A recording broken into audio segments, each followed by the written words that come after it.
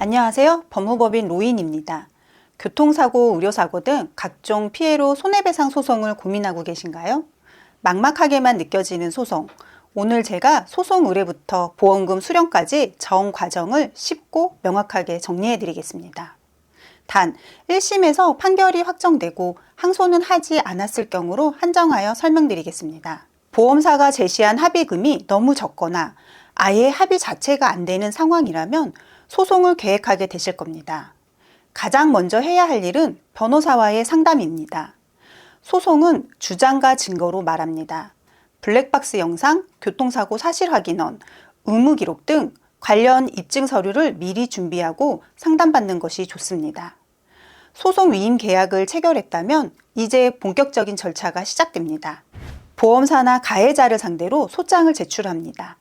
이 단계에서는 아직 손해배상액이 확정되지 않은 상태이므로 추후 확정하겠다는 취지로 일부 금액만 청구합니다.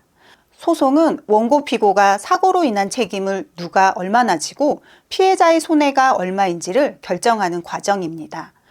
원고 피고는 법원에 문서 제출 명령을 신청하여 경찰 수사 기록이나 치료받은 의무 기록 등을 재판 중인 법원을 통해 확보하게 됩니다.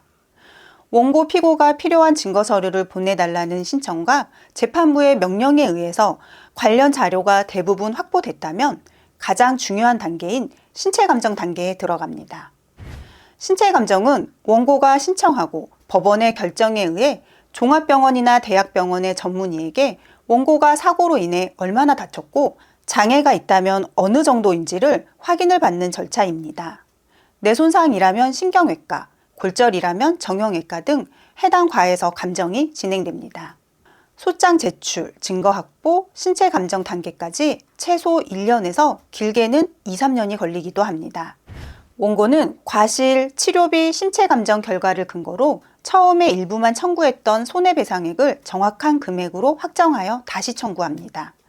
이 과정에서 원고 피고 간에 과실을 다투거나 원고의 기존 병력이나 장애율 정도, 과도한 치료비 부분을 다투며 공방을 벌입니다.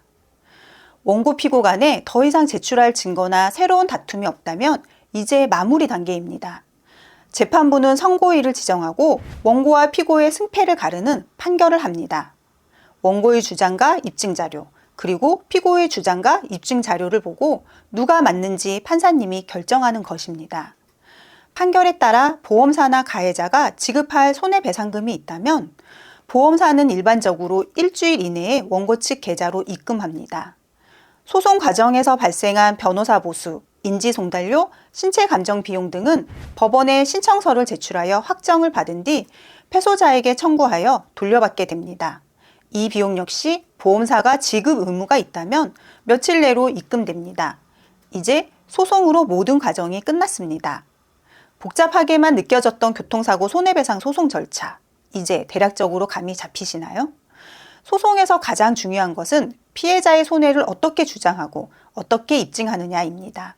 이 과정이 판결 결과를 바꾸고 보상액을 좌우합니다.